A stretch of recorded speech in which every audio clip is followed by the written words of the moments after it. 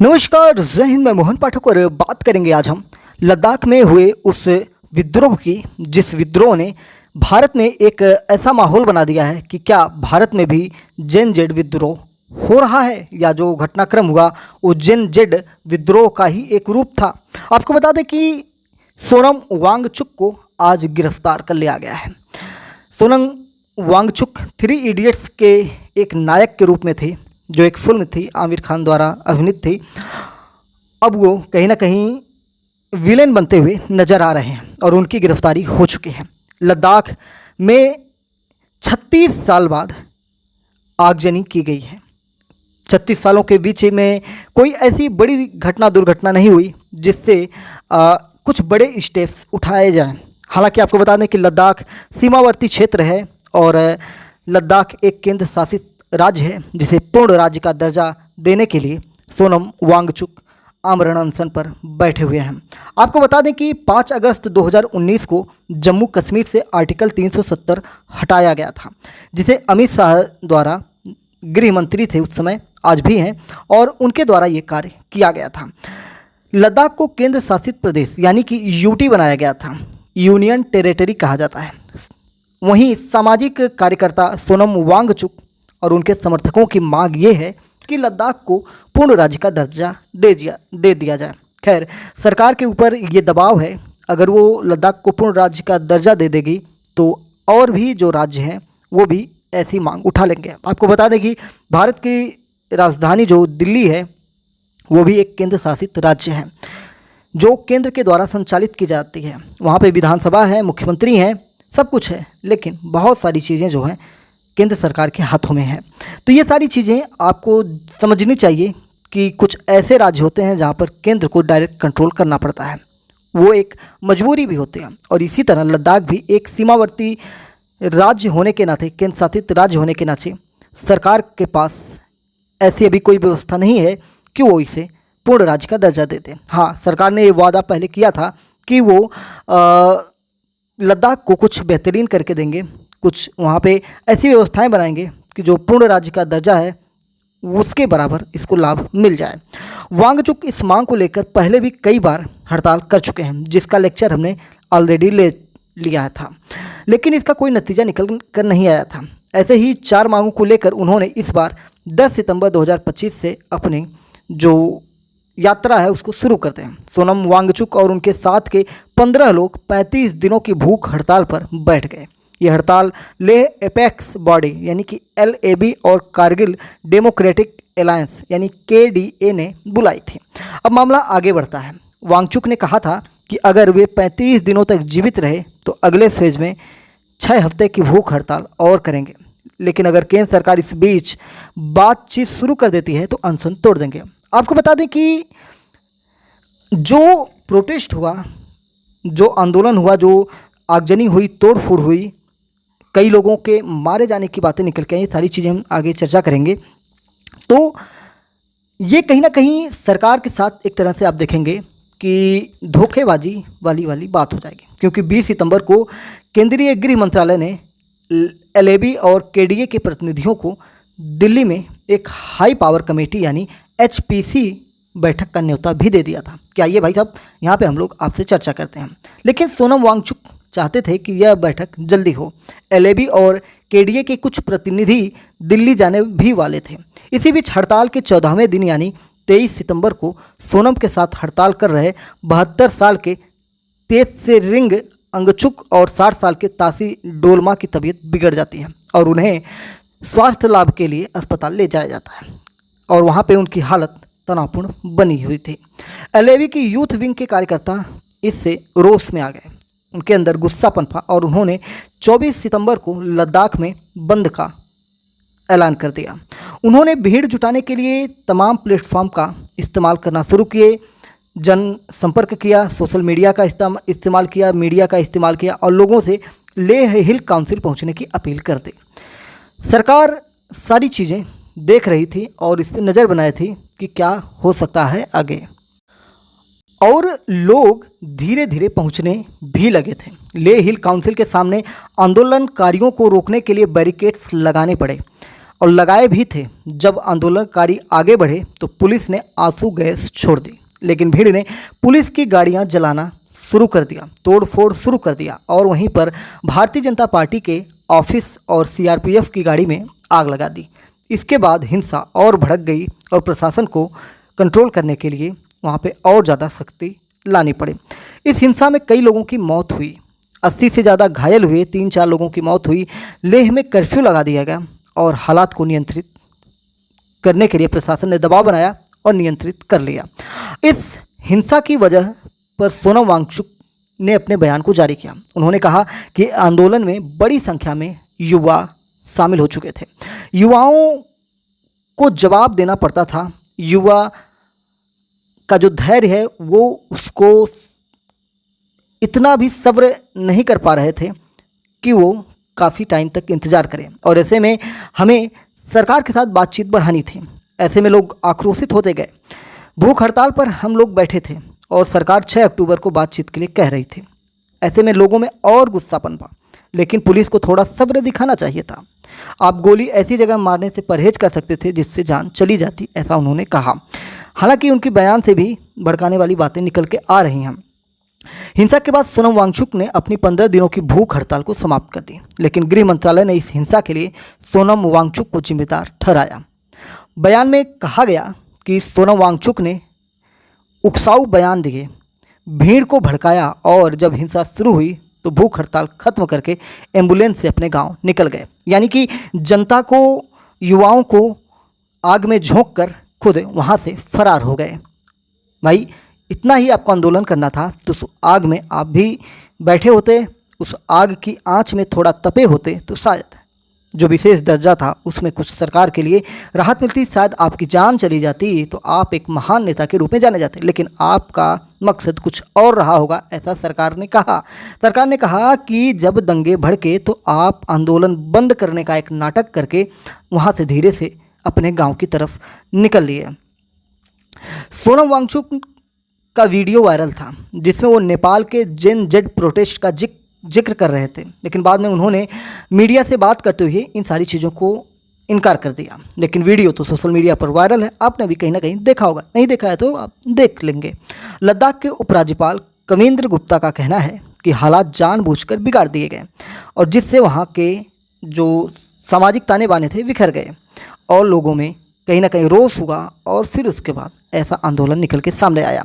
लोगों को उकसाया गया। कांग्रेस के एक नेता पर भी ये आरोप लगे। कांग्रेस के नेताओं के द्वारा उकसाने से भारी लोगों ने हिंसा भड़काई। सोनम वांगचुक लंबे वक्त से लद्दाख में अरब स्प्रिंग स्टाइल के विरोध प्रदर्शन की इच्छा जता रहे हैं। क्या उन्होंने इस मंच का इस्तेमाल अपने निजी मुद्दों को लेकर कुछ गड़बड़ी छिपाने के लिए कर लिया, जो अब सामने आ रही हैं?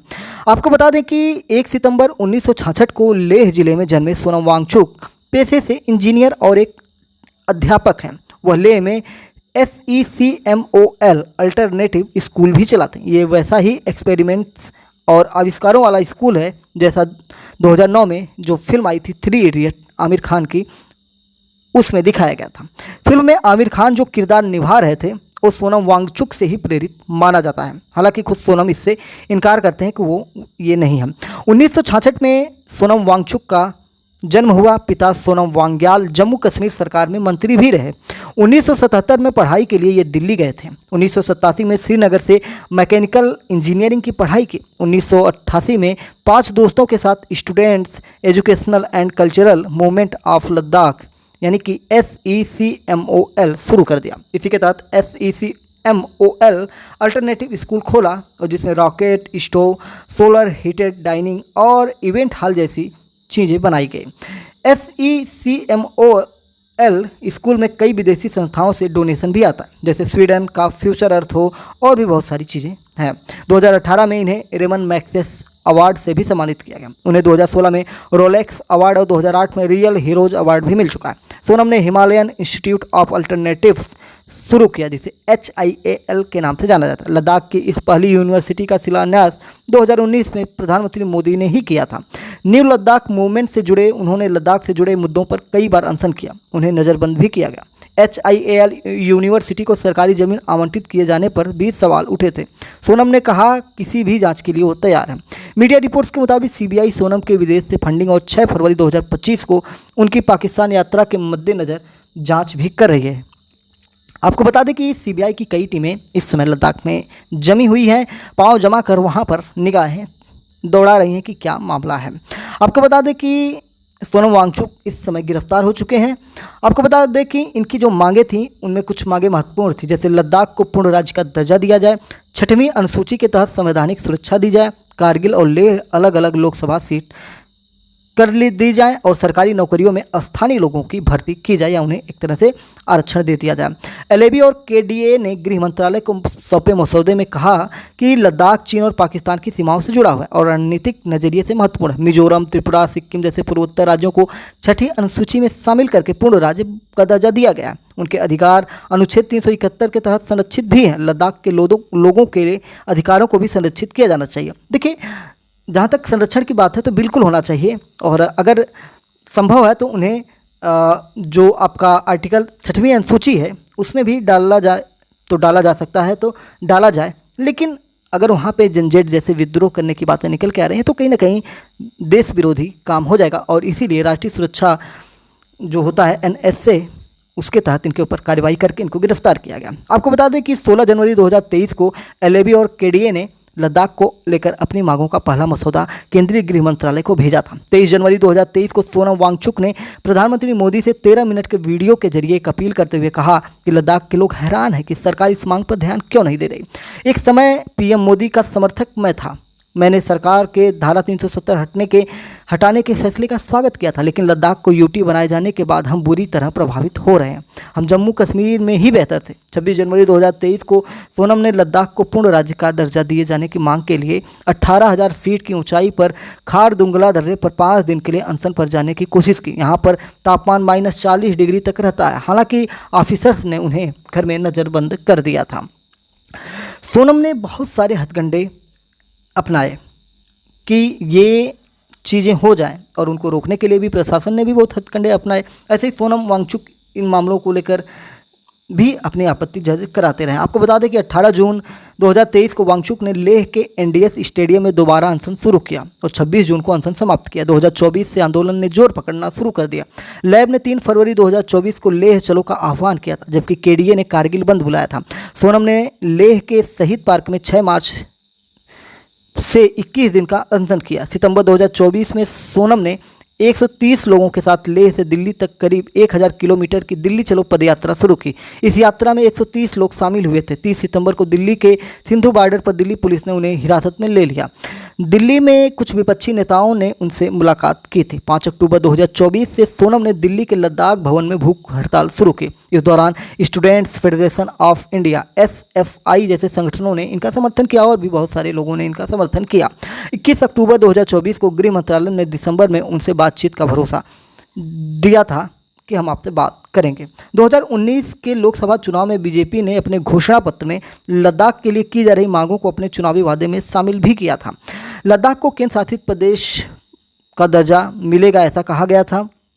लद्दाख की भोटी भाषा को 8वीं अनुसूची में शामिल किए जाने की बात की गई थी। लद्दाख को भारतीय संविधान की 6ठी अनुसूची के तहत लाए जाने की बात की गई थी। और 2020 के लद्दाख हिल काउंसिल चुनाव के लिए जारी घोषणा पत्र में भी बीजेपी ने ये वादे किए हुए हैं। सरकार चाहे तो संविधान संशोधन विधेयक के जरिए लद्दाख में पूर्ण राज्य के प्रावधान को लागू कर सकती है। हालांकि अब तक सरकार ने इसके लिए कोई कदम नहीं उठाया है। जनवरी 2023 में गृह मंत्रालय ने मांगों को लेकर गृह राज्य मंत्री नित्यानंद राय की अगुवाई में कमेटी भी बनाई है। 8 मार्च 2024 को LAB और KDA के नेताओं के साथ बैठक में अमित शाह ने लद्दाख को 6ठी अनुसूची में शामिल करने की मांग से इनकार कर दिया। हालांकि आर्टिकल 371 के तहत लाने का प्रस्ताव रखा। इनके तहत असम और मणिपुर जैसे राज्यों को कुछ विशेष अधिकार मिलते हैं। अमित शाह के इस प्रस्ताव पर एलएबी केडीए के नेता राजी नहीं हुए। इसके बाद 15 जनवरी 2025 को दिल्ली में एक और बैठक हुई, लेकिन कोई नतीजा नहीं निकला। 27 मई को केंद्र सरकार ने लद्दाख रिजर्वेशन अमेंडमेंट रेगुलेशन का नोटिफिकेशन जारी किया। इसमें 85% नौकरियां लोकल एसटी जातियों और महिलाओं के लिए 33% कोटे जैसे नियम थे, लेकिन लद्दाख को राज्य का दर्जा देने पर कोई सहमति नहीं बनी और सरकार ने एलएबी और केडीए के प्रतिनिधियों को 6 अक्टूबर की एचपीसी बैठक में दिल्ली बुलाया था। सरकार का कहना है कि भारत सरकार लद्दाख के मुद्दों पर एलएबी और केडीए से सक्रिय बातचीत करती रही है। लद्दाख के हालात सरकार के लिए चिंता का विषय है। उत्तरी भारत की राजनीति के जानकार और सीनियर जर्नलिस्ट जो हैं इन चीज़ों पर कहते हैं कि हमें चीन को मौका नहीं देना चाहिए। लद्दाख के लोगों ने शुरू में यूटी का समर्थन किया था, लेकिन अब उन्हें लग रहा है कि यूटी उनके लिए ठीक नहीं है और बहुत सारे लोगों ने इस पर और भी बातें कही। उन्होंने कहा कि अगर सरकार लद्दाख के आंदोलन को ठीक से संभाल नहीं पाई तो इसका असर कश्मीर में भी पड़ेगा और वहाँ पे भी जन आंदोलन शुरू होगा। लद्दाख भारत की सुरक्षा के लिए बहुत ज़रूरी है। कश्मीर के नौजवान इसे बहुत ध्यान से देख रहे होंगे। वे लोग सियासी तौर पर बहुत एक्टिव रहते थे। कश्मीर से आर्टिकल 370 हटाने पर विरोध नहीं हुआ था, इसलिए लद्दाख का असर कश्मीर पर भी पड़ सकता है। तो ये सारी चीज़ें जो हैं बहुत ज़रूरी हैं, जो हमें जानना चाहिए। तो इस प्रकार से हमने लद्दाख की पूरी कहानी को समझने की कोशिश की। विभिन्न आर्टिकल्स के जरिए हमने ये जाना। आपको बता दें कि जेन-जेड आंदोलन के चलते नेपाल में कोली को प्रधानमंत्री पद छोड़ना पड़ा, गृह मंत्री को दौड़ा के मारा गया और पूर्व प्रधानमंत्री की पत्नी की हत्या कर दी गई और भी बहुत सारे नेताओं को घर में घुस के मारा गया था और वहाँ के प्रधानमंत्री, गृह मंत्री और भी बहुत सारे मंत्री देश छोड़कर इधर उधर भाग गए। फिर जाकर वहाँ पे एक नई अंतरिम सरकार बनी और जिससे ये अंदाज़ा लगाया गया कि ये जो लद्दाख में हुआ ये जेन-जेड को भड़काकर भारत में भी ऐसे आंदोलन करने की कोशिश की गई। चैनल पर नए हैं तो एमपीएस हिंदी को सब्सक्राइब करके डेली करंट अफेयर्स और न्यूज़ एनालिसिस के लिए हमारे साथ जुड़ सकते हैं। जय नमस्कार, भारत माता की जय।